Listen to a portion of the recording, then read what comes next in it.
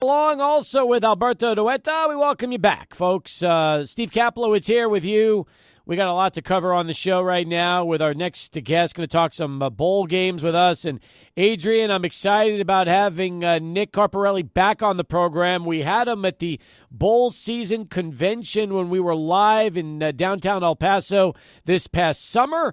And now with all the bowl games in place, I think it's going to be a pretty fascinating discussion to talk about how things shaked out with Nick today. You know what is the best time of year, Steve? That's bowl season. It's college football fans. All of them can rejoice in the bowl season that's coming right now. So it'll be great to catch up with Nick here on the program again. So Nick Carparelli here with us for a second time around, Executive Director of Bowl Season. He joins us live on our 600 ESPN El Paso Longhorn Distributing Hotline, where all of our guests always appear. Nick, welcome back. How are you? I'm great. Obviously, it's bowl season. What could be better? That's right. And all the matchups are in play. We've got the first year of the 12-team playoff. We've already had some good controversy and debate with SMU in and Alabama out for the first 12. And why do I feel like, Nick, every year we're always going to have a similar discussion about who was left out and who was able to get in? Well, because it's always going to be a math problem, right? I don't think you're ever going to have a year where the number of deserving teams and the perception of who's deserving is going to equal the number of spots available. We had controversy last year when there were 4 spots in the playoff. We had a Florida State team and a Georgia team that I think Georgia was the best team in the country, but they were ranked 6th. So 2 teams were left out of the 14 playoff. We go to 12. Everybody's like, oh, great. Everybody who deserves to be will be in. We've really just lowered the bar for some of those last few teams. But wherever the bar is, the teams that are just below it are going to think they should be above it. We're always going to have this kind of discussion.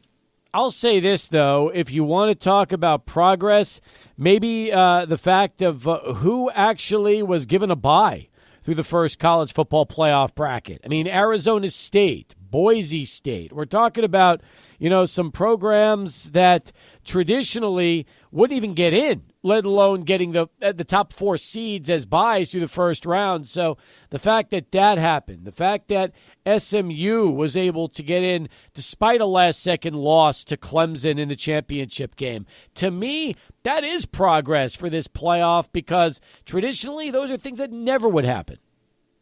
I agree, and I think it's great for the sport. There's a lot of competition amongst conferences. Who's the best conference? It's not the same year to year. Some years one conference is better than the other. Conference play could be more difficult in one conference than it is in another. So rewarding a conference champion with a bye, regardless of their rank, because we all know the rankings may not be accurate at the end of the day. They're just someone's opinion. I think having byes for the top 4 conference champions is really good for the sport and really good for the college football playoff system. Nick, when it came to the statement, the Ward Manual said after the decision in regards to having SMU in the college football playoff and Alabama out, would you kind of sum it up to just saying the fact that SMU played as well as they did during the ACC title game? Is that kind of the real reason why, if those two were really tightly contested or tightly competing for that final spot, is that what pushed SMU over the top?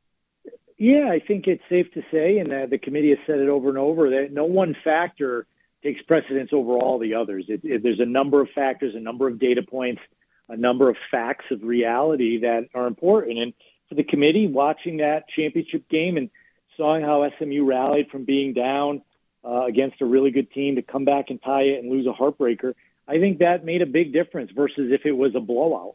I think we might have seen a different outcome in terms of that final selection if that was the case. Nick Carparelli is the executive director of Bowl Season, and he joins us here on Sports Talk as we continue. The games themselves, including the Tony the Tiger Sun Bowl, which is a refreshing game. Let's be honest.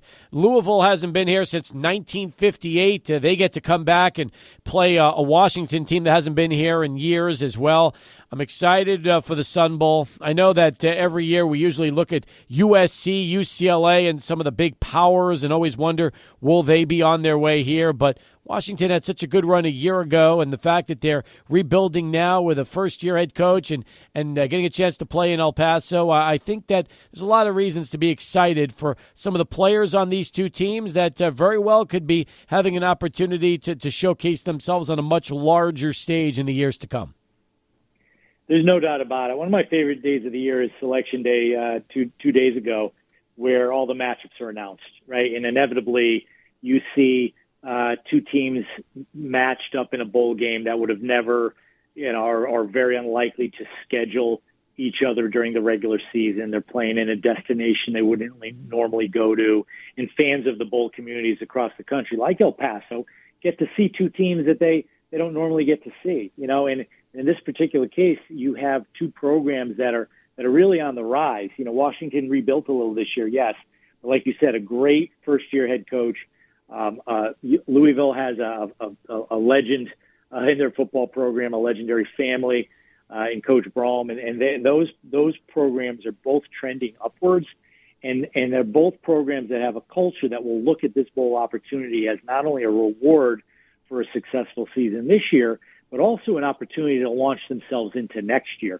So I love seeing the bowl games, the teams that really commit themselves to performing well in bowl games, to seeing how they perform the following year. And typically how they do in bowl games is indicative of how they follow that up. Nick, how is this going to go now in years to come? What do you think is going to end up happening in terms of just all the bowl games that are not related to the college football playoff, and how it either stays at 12 or expands to 16, or who knows where it goes? But how do you think the rest of our bowl games, including the Tony the Tiger Sun Bowl, will continue here in the future years, especially after this next agreement with all the conferences comes to an end here, I think, in 2 years? Well, college athletics is evolving in a lot of ways. The bowl system is evolving as well. But one thing I know for certain is bowl games are going to continue to be really important and really meaningful to the teams who participate in them and the communities that host them. There are 135 FBS institutions. Only 12 make it to the playoff. Maybe it'll be a couple more than 12 in future years, but it can't get much bigger. The game of college football is very unique in that way. We can't just send the other 123 teams home after what they might consider a successful season. And college athletics is an uneven playing field. There's a lot of programs, a lot of really good programs that really aren't going to really have no business aspiring to be in the playoff on a regular basis. That's a pretty lofty level to get at. Maybe they'll build to that point at some point in the future, but every school's definition of success is different. They all deserve an opportunity to have a great bowl experience after a successful season. And the bowl system is going to continue to do that, just like it has for the last 100 years. Could you see potentially the first-round matchups moving to traditional bowl sites rather than home stadiums like we're having this year? Excuse me, I certainly hope so. Probably come as no surprise in my role as executive director of bowl season that I'm advocating for more games, more playoff games being a part of the bowl system than being at home venues. I think everybody was excited when they went to the home venues because home atmospheres are unique for sure. But I think the visiting team might be surprised at what a bad idea that is, right? Especially you got a team like Indiana that felt like they got the short end of the stick on the seating. Tennessee the same way. They got to both go on the road where they're a true visiting team. They get the visiting team, 3,000 tickets allotment. They're going to be at a big disadvantage, and I'm not sure that's appropriate for a game of that level. What about when it comes to the college football playoff, Nick? In the future, when you're talking about how this could, evolve, how much is the committee going to factor in the point that when they set this up, it was for 5 conferences, a Power 5. Now it's a Power 4 because of where we're at here in college football and the landscape of things. How does that impact things here in the next coming years? Yeah, that'll be interesting to see how those discussions go. I think it's a Power 4. I don't like that designation. Like, I tried to find a Power 4 website and logo. I couldn't find it. That's a made-up thing. In every given year, we see Boise State ranked as the 3rd best conference champion. So are they not a Power 4. Like, I don't even know what that means. I still think there's a lot of value in rewarding a team that wins their conference championship. And if they're ranked high enough and they get to one of those top 4 spots and get a bye, I think they've earned it. Meanwhile, I've always wondered how sponsorships work because, Nick, there are so many bowl game sponsors, and we all know that the Sun Bowl started it off years ago with John Hancock. That was the first real sponsor that changed the landscape of all these bowl games and how they all started then attracting sponsors the way we have it these days. Is it not public knowledge to try to find out how much money each sponsor is giving a bowl just to get an idea of what it would take to try and have certain bowls leapfrog others during the next negotiation round to see if they could potentially leverage a sponsor and have maybe a bigger deal to get a bigger pick? Economics is important in the bowl system, and obviously bowls have payouts to conferences which dictate their selection order. So every bowl wants to pay as much as they can to get a higher pick. Every conference clearly wants to get as much money from the bowls as they can. Title sponsors are a big part of that equation. They're in the millions of dollars. Obviously every bowl game operates at a different level. But one thing I know for sure about bowl game title sponsorships is they provide tremendous value to that sponsor. I think bowl games are starting to develop a reputation of, maybe being willing to be a little bit more creative, maybe being willing to take some more chances when it comes to activating their sponsor than some other sports brands might be. So you're seeing just great results, and Tony the Tiger is such a great sponsor for the Sun Bowl. The biggest logo in the middle of a bowl field I've ever seen is routinely at the Tony the Tiger Sun Bowl, which is tremendous. They are great partners of the Sun Bowl. We're really proud to have them as part of the bowl season system. I'll tell you this, too. I mean, I can't speak for every bowl game. You know this more than I do. But the amount of local fan support that this game gets here in this community year in, year out is unreal compared to some bowl games that have great matchups but don't always draw in nearly as many fans to the stadiums like you would like to see. El Paso it's hard to explain, Nick, but they always seem to step up and really put butts in the seats and support this game year in, year out. There's no doubt about it. People ask me all the time about the business of bowl games, and every bowl game has a little bit different business model depending on everything, depending on how long the bowl game's been around and been able to build their brand in their community based on where they're located in terms of the type of destination.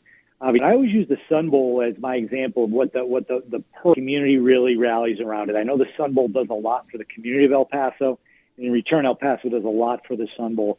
Bernie Olivas is probably the best executive director of all of our bowl games. And please don't tell any of the other bowl games that. Hopefully they're not tuning into ESPN El Paso. But he's as good of a person as Bernie is. He's just as good of an executive director.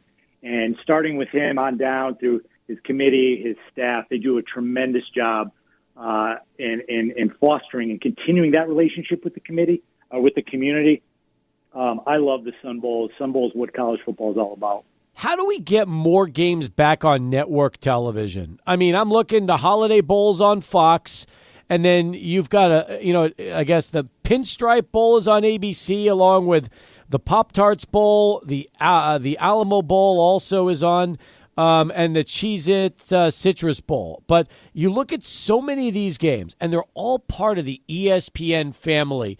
It's great if you love watching ESPN because you don't have to go anywhere for bowl games, but there's something special about sometimes just network broadcast for bowl games this time of year.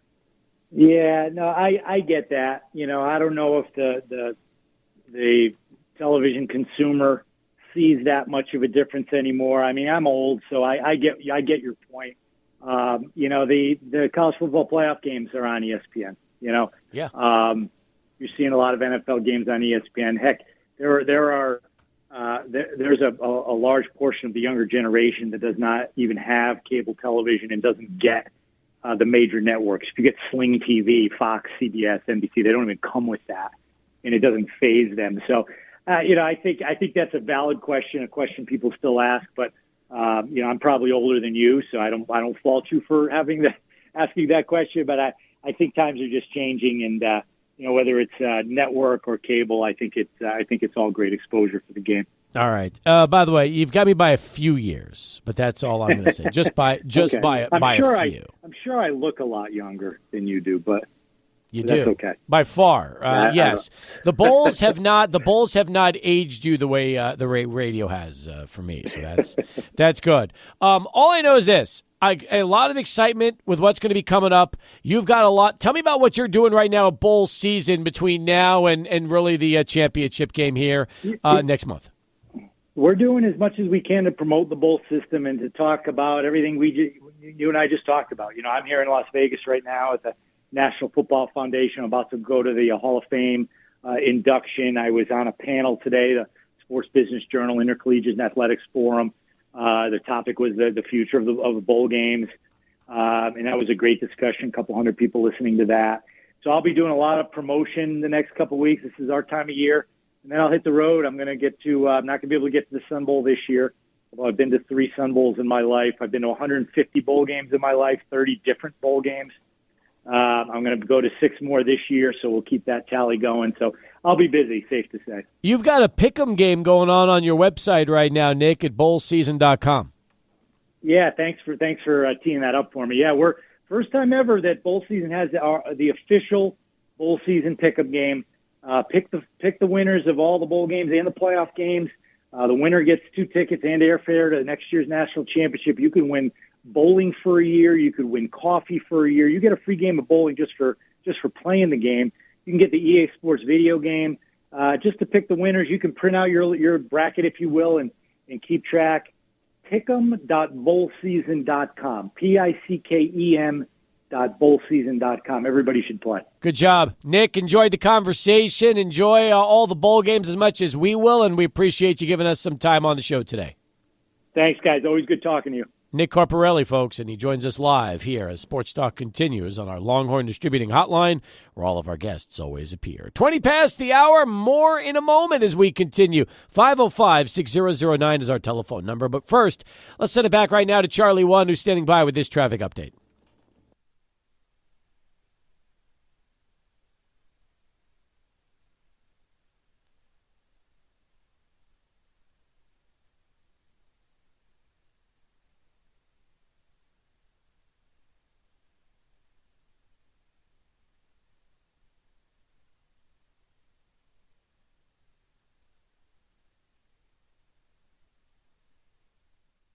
Sometimes we're in the bumper to bumper. I'm talking about I-10 East, all the way from Cotton, all the way through to Loma Land on those eastbound lanes. You are in just stop and go traffic. Also, I-10 East to East Lake, really jammed up right there. I-10 West to the Waters Fort, that backs up to Chelsea, maybe Geronimo. I-10 West at Mesa, City Lanes West at Mesa, heavy traffic right there. So a lot of congestion going on the freeway right now. Lil's Restaurant, 7520 Remcon, 78 years in business. Original family since 1946, famous tortilla soup, popular Mr. T specials, full menu. Go Miners, Leo's Restaurant, 7520 Remcon, Charlie 1, 600 ESPN El Paso.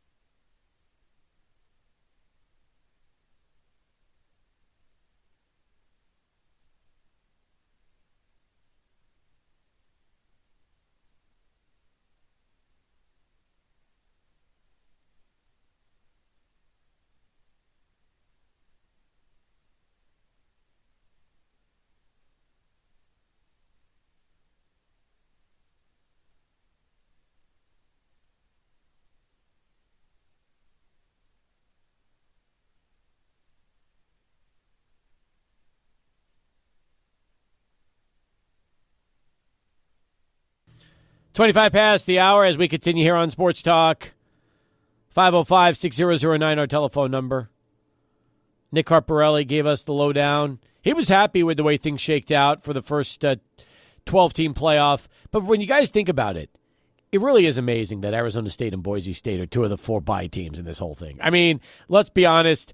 Some people didn't even think Boise was going to get in, let alone get a bye. We had that conversation last week. Lane Frank came in here and when he rolled in like a tornado, predicted that it would be Army getting the bye or getting the Group of 5 school to get in, not Boise, because he thought UNLV was going to knock off Boise State. That did not happen. Boise won in a convincing fashion, and as a result, they've got a top 4 spot, and they get a bye. Arizona State, what can you say about them? People thought they were going to slip up against Iowa State. That did not happen. They were able to get a bye. People thought Oregon was going to lose the Big Ten championship game. That did not happen. In fact, I'm looking at predictions from Championship Saturday, okay?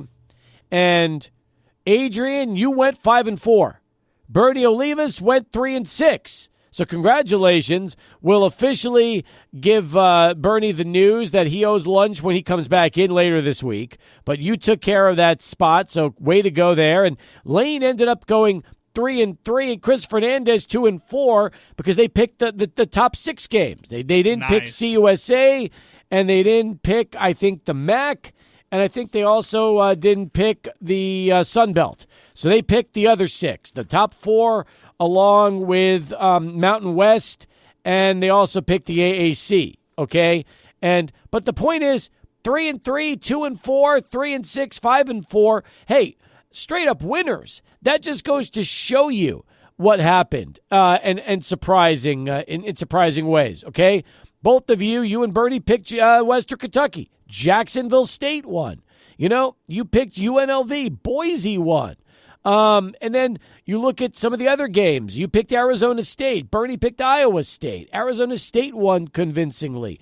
Georgia beat Clemson. That was a big one. You had that as well. But it was a tough week to pick because nobody aced the championships this weekend. Nobody did. I felt like it was a volatile week on all cylinders, like across college football. I still can't believe, like you were saying, those 4 teams got the bye, and particularly Boise State and Arizona State. A lot of the Sun Devil players, by the way, have started to hit the portal, the transfer portal, which is crazy to me. That's a whole new world that I was fearing, in the past couple years, but now it's becoming a reality. We just saw one of their, I think it was like a captain or a co-captain or something like that hit the portal, I think, yesterday. So that's disheartening. But I do like the fact that we are seeing representation for the underdog, kind of like Nick Harparelli was alluding to. Like, he likes the fact that a group of 5 conference title winners in the playoff. He wants it to be the true conference champions, or at least the battle of it. And he doesn't want to come across as like, the SEC guy, the Big Ten guy. I couldn't get anything out of him for any of that kind of stuff. And I think that's good. You don't want somebody to walk in with bias. You want the 12 best teams to play in the college football playoff. Hey, I appreciate Warren calling in off air, letting us know that he'd be in on an NIL after-hours experience that we could put together through Sports Talk and 600 ESPN El Paso. I mean, I think it'd be a blast. I'm down. And we've got plenty of places we can have it at, places that do a lot of stuff with us anyway, so I'd love to make that a reality. I really would. And I'll tell you this much. I feel like, Adrian, when we could sit down and maybe have some apps or dinner and a beer with our listeners and kind of go over everything and answer all the questions and let them just fire, everything at us that they possibly can, it's going to do is make everybody leave that event feeling much better about understanding the current state of affairs that is college sports with NIL than maybe they have going in. Because, we don't have all the answers, but we have a pretty good feel for what's going on here locally and what's happening right now around the rest of the country. Maybe they feel worse, and I'll just tell you a positive spin to this. I'd rather somebody come to this not knowing anything about NIL or even caring about NIL, and say, okay, I hear the points and everything, I'm totally against it. I'd rather them do that and have knowledge about what NIL is versus walk around thinking it's something that you should be scared about. This has to be embraced, whether you're for it or completely against it, by this community and every community that hopes to compete at for college athletics. I think NIL is really important when it comes to the sustainability and the growth of a college program. Yep. College football and men's basketball feel it the most out of any sport right now. But, if you don't have good takeaways away, at least you're educated on the subject of NIL. I agree. Plus, I really do think our listeners want to meet Alberto, and if we bring him with us to the After Hours show, I feel like that would also be a huge, huge positive for so many of our listeners getting a chance to see Alberto out part of this group. I think so, too. I feel like this would be a great event all around. We need to make it happen, right, Alberto? I think we definitely need to make it happen as soon as possible. I do, too. Alberto told a great story on Buzz Adams this morning on our partner station KLAQ about what happened to him on a night he was at the district hosting like a watch party for 600 ESPN El Paso. I don't know if you've ever heard this one, Adrian, but it's a good one. It really was. I hadn't heard this before, so maybe I'll have Alberto share that as well. Not saying this will happen again, but this is what happens when you bring Alberto out to these kind of events. Big things happen. All right, 505-6009, our telephone number. Let's go right now and get ourselves a bottom of the hour Sports Center as we hit the midway point of the show today.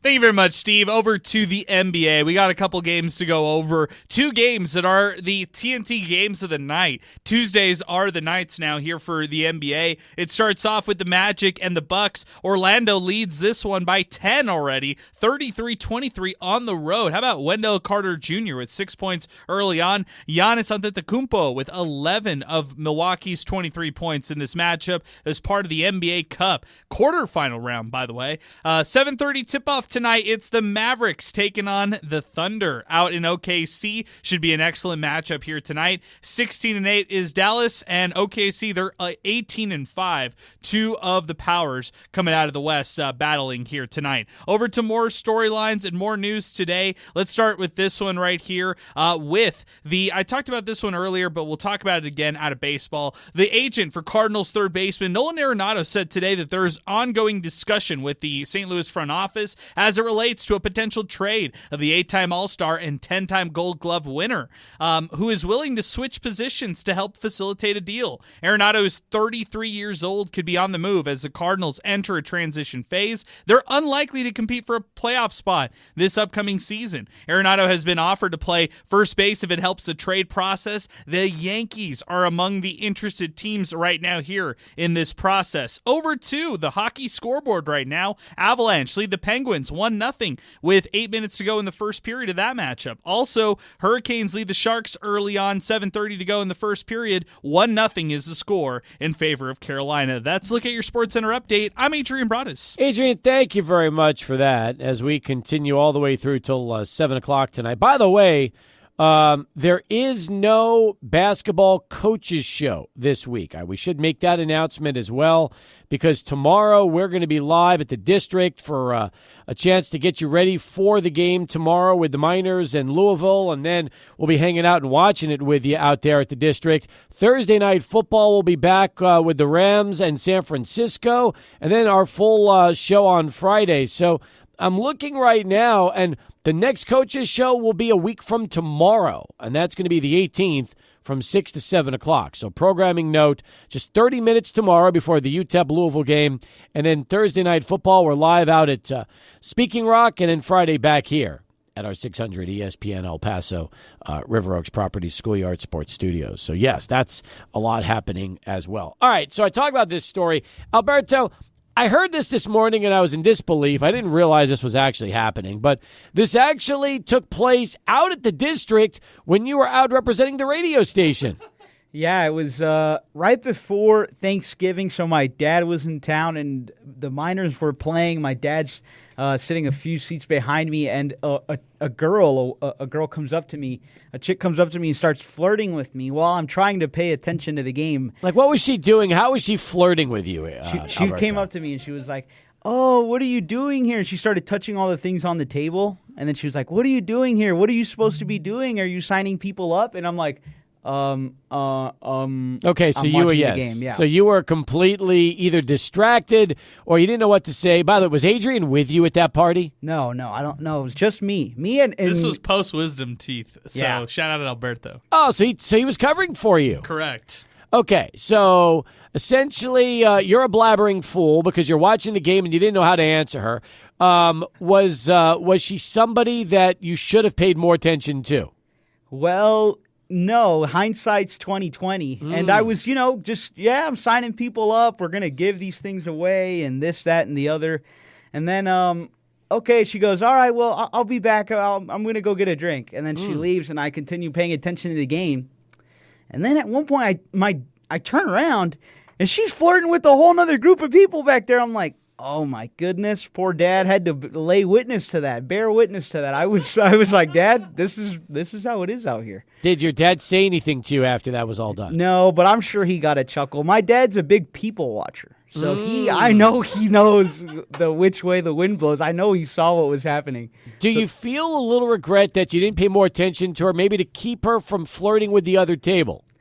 No, not really, because no, just eventually she leaves that group, leaves the bar altogether, eventually returns, and then starts flirting with a whole nother group. So it was just like, man, you have a short attention span like me, but yeah, I don't have that much. So she was in just a flirtatious mood all the way around. Mm-hmm. You were first up on the list. Yeah, but I was batting first. But maybe when you didn't buy her a drink or pay enough attention to her, she then moved on to the next group until she finally, eventually, maybe she did or didn't find somebody that she was happy with. Yeah, I hope she found what she was looking for, but it definitely wasn't with me. But I know next time Jorge's here, we need to ask him. He was there. He got front row seats. Was he also engaged with her, or did he leave that all to you? Actually, she had this other friend that was talking to George about what we were raffling off and stuff. So was George kind of being your wingman, so to speak? Yeah. In fact, I think George was more disappointed with what happened afterwards than I was. I got you. Yeah, it was one of those. Okay. Well, listen. Adrian is at 95% of all of these district watch parties, and I'm sure nothing this exciting ever happens to him when he is hosting this on behalf of 600 ESPN El Paso. I am the cold shoulder. I am the person who's locked in on the game, and I will not be answering any questions until there's a stoppage in play. Sorry, I got to do a job. My favorite district story is still the one where the bartender was so excited to see me and wanted to take a picture and was very, very much happy about that. And then as she's getting ready for the picture, she says, "I can't wait to tell my mom, who is such a big fan of yours." So we FaceTimed her mom and made that absolutely happen. So I'm in that stage of my life right now, Adrian, where if there is a female bartender and, is excited to see me, it's not because of her. Chances are it's because of her mother. Oh yes, I was dying back here, trying not to look you in the eye because I think you would have broken into a hysteria as well. That was a great story. I mean, and Cade McConnell was with us to witness all of that as well. Yes, he was. Yes, he's joined us. We had some great times over there at the district. We have. It was a good year. We had a really good year out there, and you know what? The year's not over. We've got plenty more left in December before it wraps up. But between all the bowl games, the UTEP games tomorrow with the Louisville watch party, trying to come up with this NIL after-hours experience that we're discussing right now, I've got a feeling that, we're going to save the best for last. It's interesting. You talk about that UTEP-Louisville game. That game's odds just dropped 14.5. That's the line right now. UTEP is underdogs, 14.5 points. Real, that's a lot of points. It's a lot of points. No, it really is. All right, we got 20 minutes left to go in the hour, an hour and 20 left in the show. 505-6009-600 ESPN El Paso on Twitter and on X. And you can also get in on the free 600 ESPN El Paso app where you can listen to the show and chat with us in real time. So a lot of ways to communicate as we take you up till 7 o'clock right here, 600 ESPN El Paso. ESPN El Paso. Excited about that. UC Davis is joining the Mountain West as a non-football member beginning in 2026. So now the Mountain West will have 10 basketball members and 8 football members. Ross Dellinger broke this deal, and it is very interesting. Now, they are in FCS, but we all know the cost of jumping from FCS to FBS with scholarships and facilities, it's an expensive move. What is interesting is that UC Davis has the highest enrollment at the FCS level and also the biggest endowment in FCS outside of the Ivy League as well as Georgetown. So even if they stay FCS in football for now, and by the way, they're the 5th-ranked FCS team in the country at this point, it does seem likely like joining the Mountain West as non-football would provide an easier path to FBS in the future. That's according to Reddit College Football, which is a good source of information. So, Adrian, I was looking at their basketball season so far. They've already defeated Santa Barbara. They beat Grand Canyon on the road. So, if you think about what UC Davis has done so far in hoops, they're off to a pretty decent start in the Big West. And not to say that, they're going to end up winning the Big West, but hey, they beat Santa Barbara just like the Miners. I think winning on the road at Grand Canyon's a big one for them too. So hopefully in a couple of seasons when UC Davis comes over to the Mountain West, just like Grand Canyon, it'll be a very good basketball program. So my initial reaction was meh. Like, I thought, this isn't a program who moves the needle like I really felt Grand Canyon did in the Mountain West. When Grand Canyon was announced as basketball only, I was so excited. I feel like that will be such a nice rivalry that UTEP can kind of, create over the next 10 years, which will be fun. Now that you read into this one a little bit more with UC Davis coming over, I'm curious, does the Mountain West pursue more schools in the University of California school system, and that's also made up of schools like UC Irvine, who is in the Big West as well. You also talk about UC San Diego, UC Riverside. Don't forget about UC Santa Barbara, who UTEP already played. And so it'd just be interesting. Would the Mountain West be interested in expanding to the West Coast? By the way, UC Davis last year, 20-13 in basketball, 14-6 in conference. It's an upper level team in that particular conference, and they have money and they have enrollment. Right, and they went to the NCAA tournament in 2017, won the title in 2015. So they've had a history of winning in the Big West. So I think this is a decent ad for the Mountain West, who just needed a 10th member to round out their basketball side of things. Let's welcome Augustine back to the show as we wrap up hour 2 of 3 here on the program. What's going on, Augustine?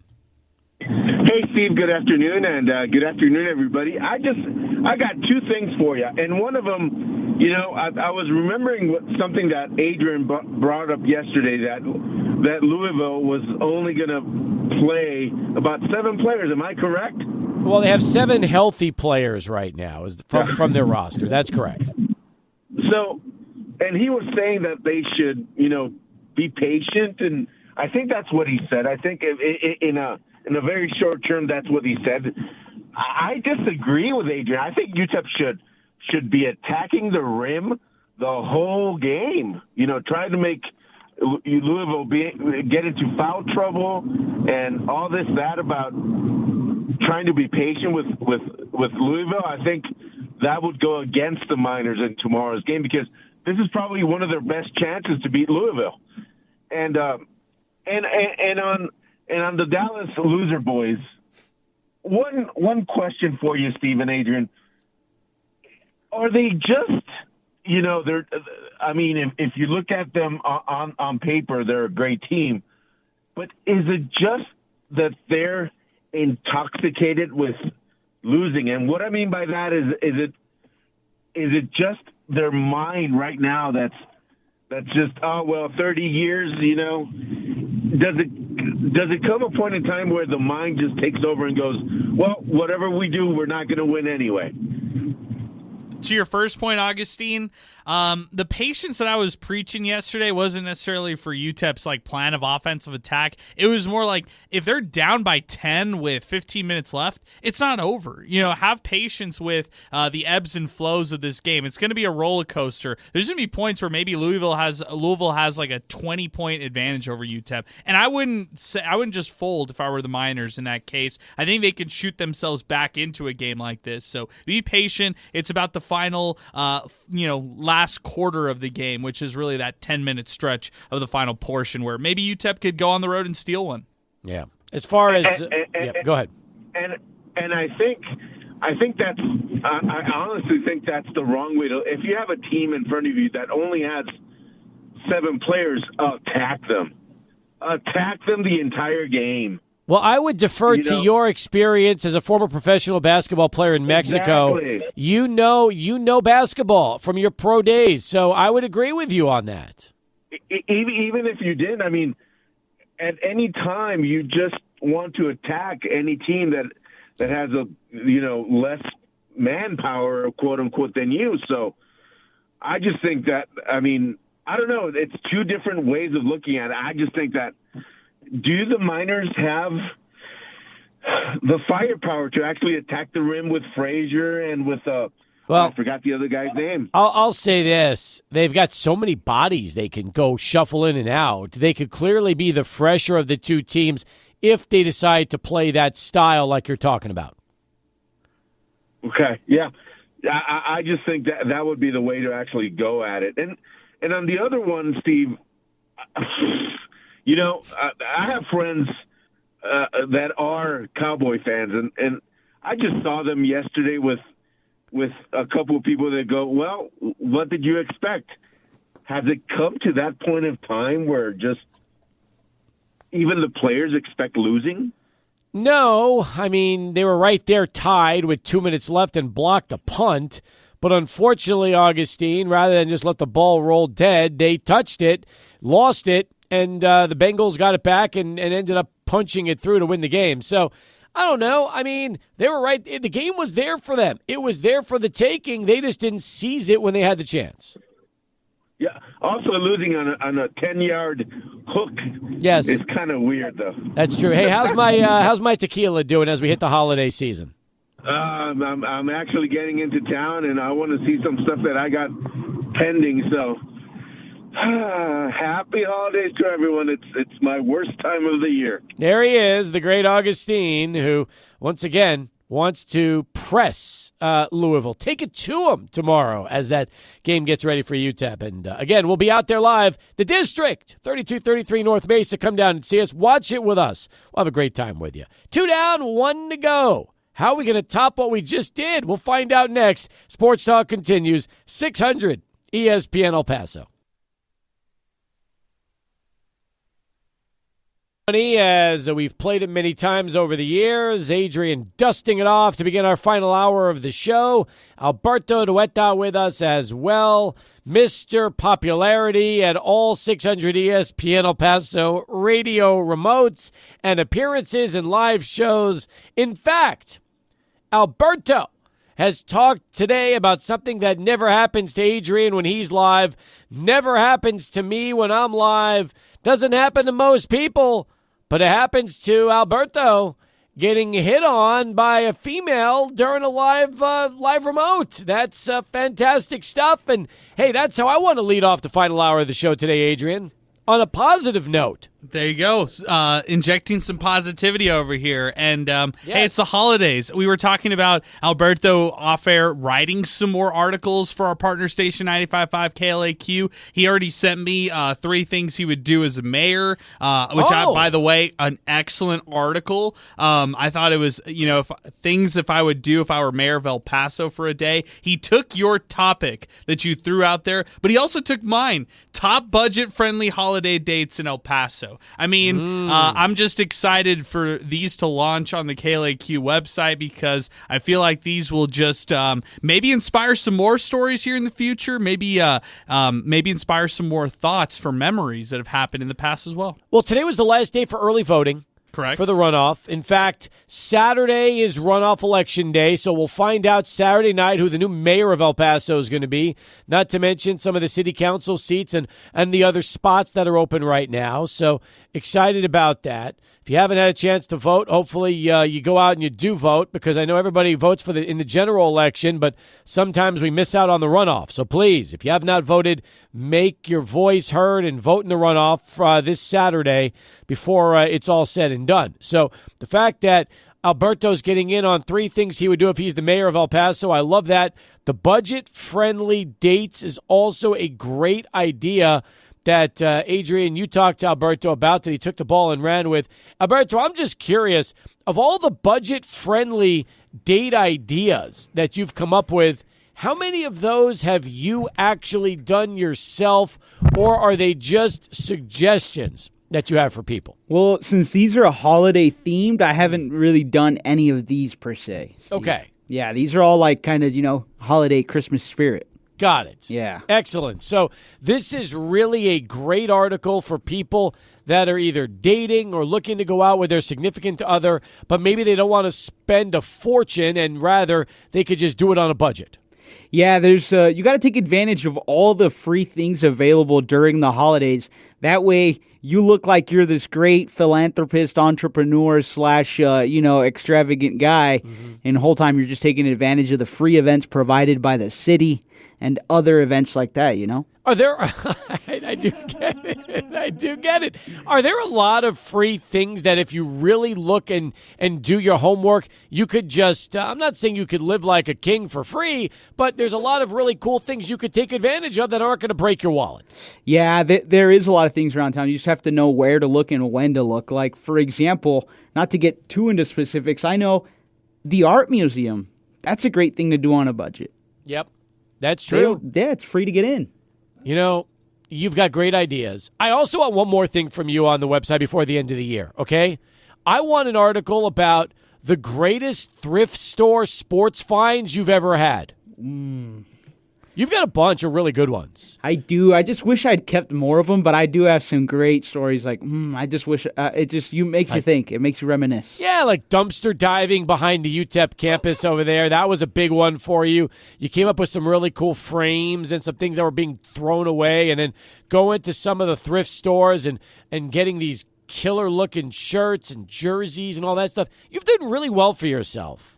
Yeah, I mean, I think when it comes to thrifting, it's more about just getting out there and hitting as many stores as you can. So when I was in Houston, boy, did I hit a lot of stores. So, yeah, I had a wide variety of stuff. Like, I remember I found this Shaquille O'Neal Champions Orlando Magic jersey. It was beautiful. Oh, that's It was cool. Beautiful. And you found it in Houston? Yeah, I found it in Houston. Did you buy it? Yeah, I owned it. When you say owned, meaning passed, what happened to it? I got rid of it. I got rid of a lot of stuff. You sold it? Made a profit? Yeah.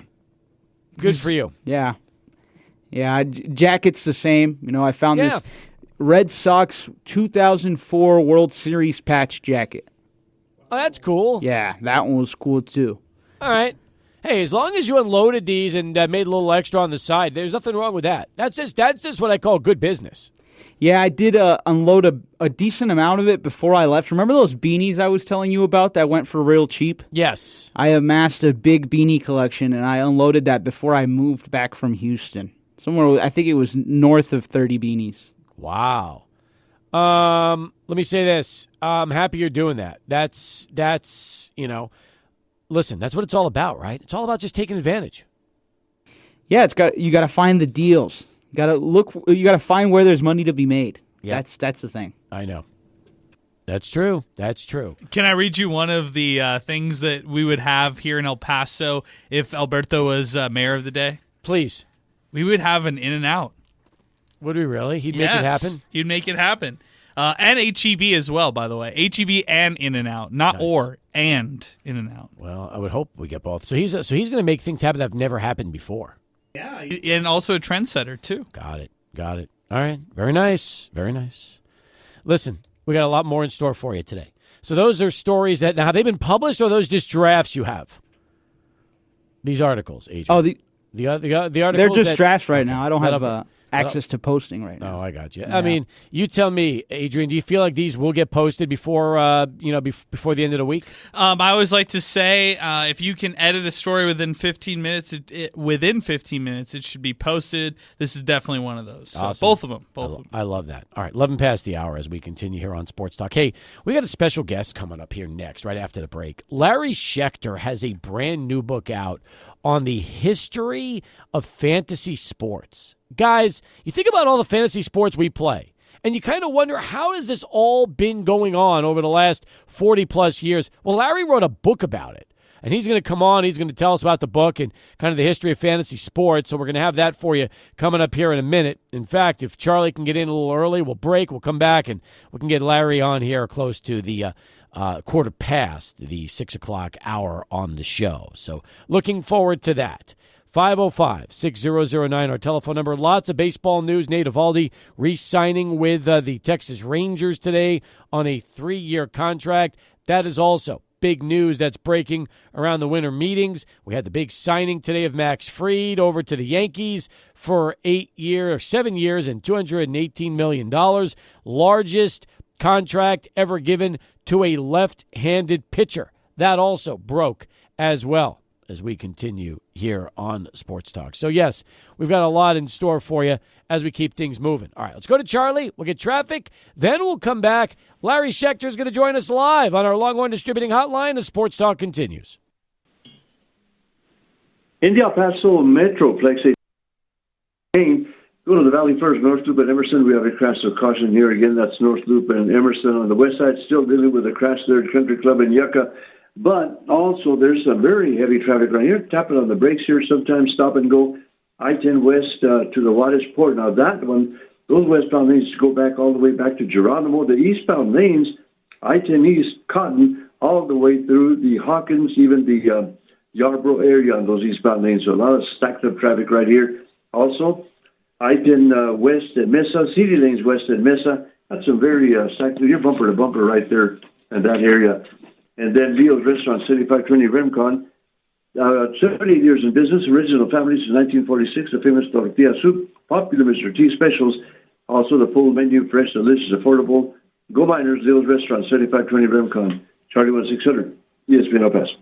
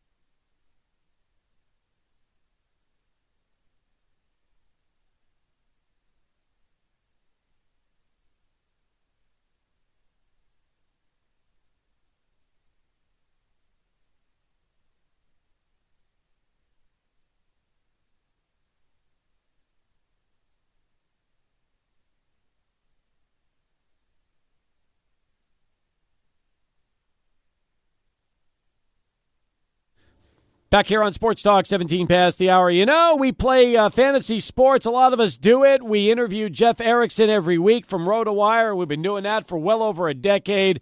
Here's a man who wrote a book about it. That's right. The History of Fantasy Sports and the Stories of the People who Made It Happen. We're talking about Larry Schechter. He joins us live right now on our 600 ESPN El Paso Longhorn Distributing Hotline. Larry, welcome aboard. And first off, congratulations on the book.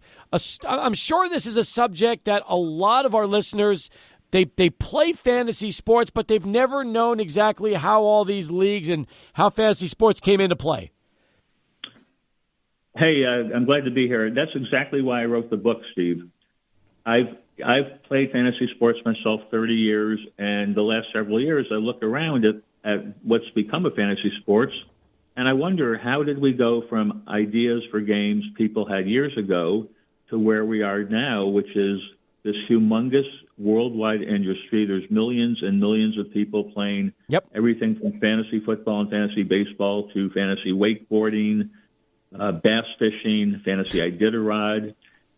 You've got news services, stat services, 24/7 Sirius XM radio station. You turn on a game, an NFL game, you see fantasy stats. I wonder, how did this all happen? Nobody has ever written a book like this. Nobody has ever explained how this happened. So I decided to do it. I'm happy you did it because I'll never forget my first fantasy league.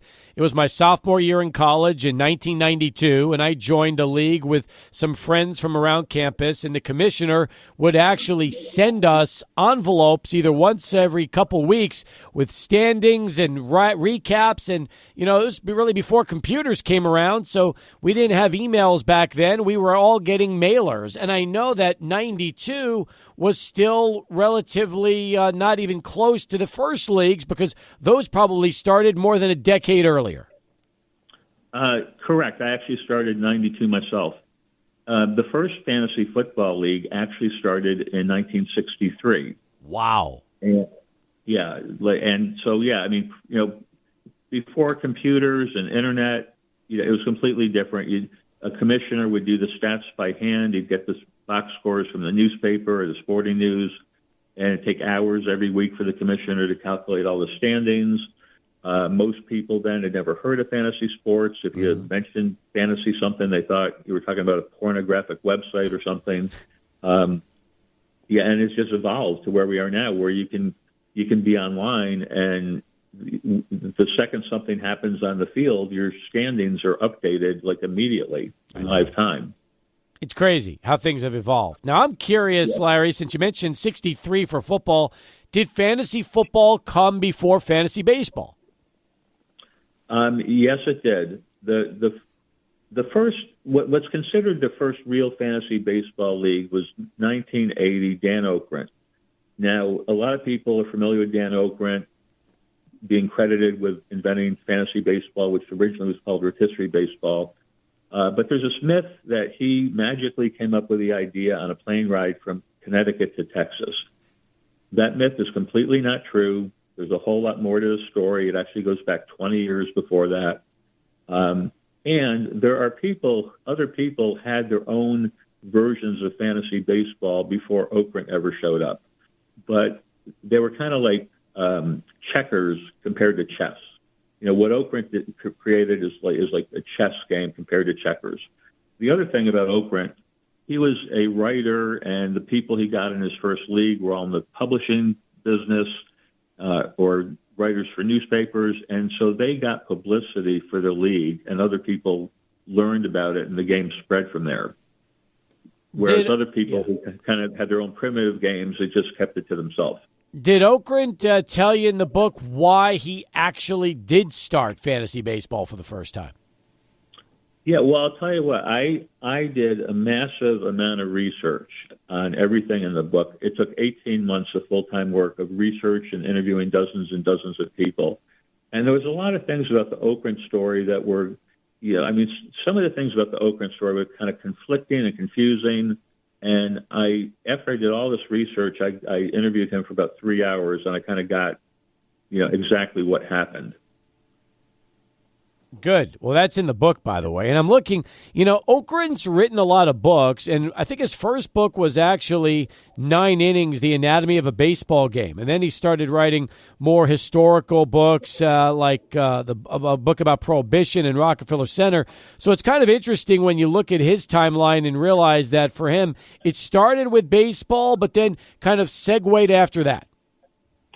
Well, he was always like a successful writer and editor, and he happened to do this fantasy baseball thing, and it in a way it kind of pisses him off that people just remember him for fantasy baseball, because he says I could cure cancer and create world peace, and on my tombstone it would still say he invented fantasy baseball. Larry, was it even fantasy baseball back then, or did he call it rotisserie baseball? No, it was rotisserie baseball, because they kind of finalized the rules for the game at a restaurant in Manhattan called La Rotisserie Française. So they named it after that restaurant. It was kind of also a takeoff on whatever it was. I'm losing my train of thought here. Yeah. But yeah, it was originally called rotisserie, and then people changed it to fantasy baseball. The first fantasy football league in '63 was in Oakland, and they actually called it GOPL. It was Greater Oakland Pigskin Prognosticators League or something like that. And then, over some years, it became fantasy football. Now, was the 63 fantasy football league that started in Oakland, was it an NFL league or was it an AFL league? Because in that time, the AFL was in its infancy. The Raiders had a franchise, and I could easily see, because of all the innovations of what that league was about, maybe were people starting it and doing it in the AFL in those days? Well, interestingly enough, the guy who started it, Bill Winkenbach, was a 10% owner of the Oakland Raiders. So the people in the first league were pretty much all related to the Raiders. They either were ticket sellers for the Raiders, or season ticket holders, or people like from the Oakland Tribune sports staff. So they all had a connection to the Raiders. And they did have players from the NFL or NFC at the time, in addition to the AFC. We're talking right now with Larry Schechter, his new book out, The History of Fantasy Sports, and the stories of the people who made it happen. It's available on paperback and Kindle at Amazon.com. It'd make a great holiday gift, especially since this year you've got Christmas and Hanukkah falling on the same night, so it's a perfect way to give anybody a special holiday treat if they play fantasy sports. They'll read up about it, and I'm sure for you, as you started researching this thing and you started getting deeper and deeper down the rabbit hole that was fantasy baseball, fantasy football, and everything else, it probably became a much larger project than you originally anticipated. Exactly. I thought it was something I could knock out in 3 or 4 months, and I was completely wrong. As I just said, it took like 18 months of full-time work, researching and interviewing people. And what happened though, I started with the idea, I'm going to write the history. The book's going to be called The History of Fantasy Sports. I'm going to find out who did what, when, how did it all happen. But when I started researching and talking to people, I started hearing fascinating stories, just amazing, fascinating stories, inspirational. Some would bring a tear to my eye, lots of funny stuff. And I realized early on, if I just write the history, I'll get the job done, but it's going to also come off like a very boring research paper. But by telling the story along with all the stories of people will make it very interesting, and that's what's happened. That's why the reviews are great. People say it's fascinating, easy to read. People who've played for years or been in the industry for years don't know most of this stuff. So it turned out better than I could have even imagined. Hey, Larry, it's Adrian back here. I was curious about your thoughts on the future. I mean, this book is so much, it's a great book to reflect back on what happened in fantasy and what has been kind of the origin story for it. But in the future, as you look at it, is this the peak right here where we're at in fantasy sports? And then I just worry about the lack of attention span that is out there for just virtually everything nowadays. Like, how do you keep a fan engaged for a full season? That's why I think maybe the guillotine type of leagues or those kind of leagues might be more prevalent in all sports for fantasy. Well, that's one of the reasons daily fantasy sports became so popular, because lot of people like season-long fantasy sports, but as you said, it's a long commitment. Football, 18 weeks, baseball, 6 months, hockey, basketball, several months, and a lot of people don't want that time frame. So daily fantasy sports attracts a lot of people who just want to do it more casually. You can play for 5 months if you want, or you can play for a day here and there, whatever you want. You think about what's happened over the years, though, Larry. We've had books written about, what's your key, it's not even a fantasy book, but Baseball Prospectus issues a book that people look at for fantasy baseball. So does Baseball America for prospects. Magazines have fantasy football and fantasy baseball on every shelf whenever you go. People have made jobs and livelihoods as fantasy sports analysts for ESPN, Yahoo. I think of Matthew Berry, and I think of our pal Jeff Erickson and what he's done at RotoWire. I mean, it's amazing how many people have turned fantasy sports, not just into games they play, but into a business and a livelihood. Well, exactly, and this is a lot of what my book is about. It's not about how you play fantasy sports or strategy. It's about the people that created this industry. And what they have in common is they saw a need for something that didn't exist, so they created it. Or they saw something that existed, but they thought it could be done better, so they tried to do it better. And Jeff Erickson, for example, he's one of the three founders of RotoWire, which originally was called RotoNews. But the thing about that, Peter Schenke and Herb Ilk and Jeff were the three guys who did that originally. And when there's a whole story about RotoWire, it's covered in the book. When they started, Herb wanted to do something. He wanted to create some kind of company, didn't know what. He recruited Peter Schenke, and they had some ideas, and they got an idea to start a wedding planning company. And they did some research, and they found out a company called The Knot had launched 6 months before. And so now, years later, this company, The Knot, is still around. They're very huge for wedding planning. And if they had started 7 months later, there might not be a RotoWire.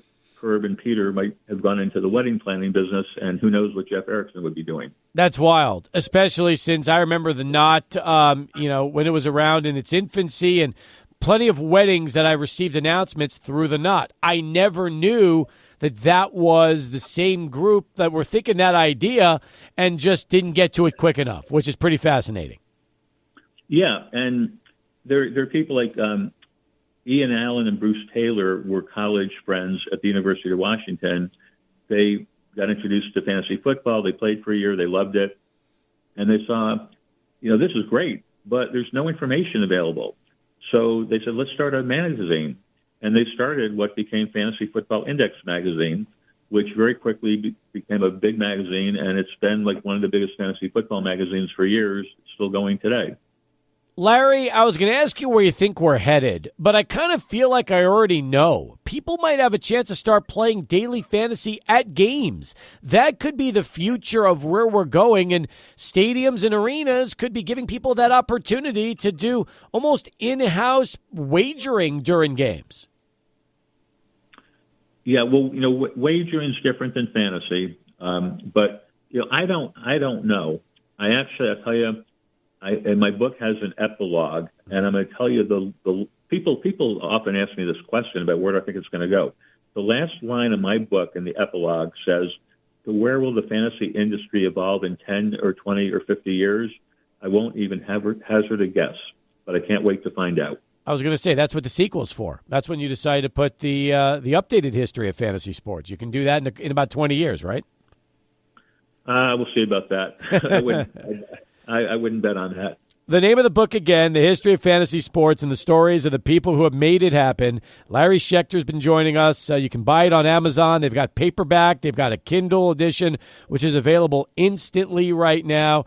Perfect in time for the holidays since we're 2 weeks away from that. Final question before we let you go. What do you feel is the one thing that your readers will enjoy the most when they pick up a copy and have a chance to really learn about the history of fantasy sports? Okay. Well, I mentioned quickly, it's also available on most booksellers' websites. If for some reason you don't like Amazon, most of them have a paperback and an ebook. The people love the book, even people who've never played fantasy sports, because the stories are just great. If I had time, I'd tell you a few good ones, but the stories are great. And one thing that really comes through in the book, too, is how fantasy brings people together. Fantasy is great, and it brings parents and children, coworkers, friends from college have been in leagues for 50 years, and they stay together instead of drifting apart. You got a fantasy football draft in Las Vegas where you got a plumber sitting next to the CEO of a Fortune 500 company, and they're talking like they're best buddies. So it's really a cultural phenomenon that is just crazy. It really is. How many leagues you play in yourself, Larry? Myself, I'm usually in about 5 football and 5 baseball. Wow, that's still a lot. That's a lot to handle. That's good. That is. Well, I'll tell you, there are people that play in a whole lot more than I do. Oh, I know. Trust me. When I talk to Jeff every week, he gives us a lowdown of the 9,000 leagues he's involved in every year. So we've got a pretty good idea about that. Well, listen, congratulations again on the book. We appreciate the time and really hope that everybody out there that's listening gets an opportunity to go and add that to their collection just in time for the holidays. All right. Thanks for having me. He's Larry Schechter, folks, and again, the book, The History of Fantasy Sports and the Stories of the People Who Made It Happen. More in a moment as we continue, but we are past the bottom of the hour. Let's get right back to Adrian and one last SportsCenter update.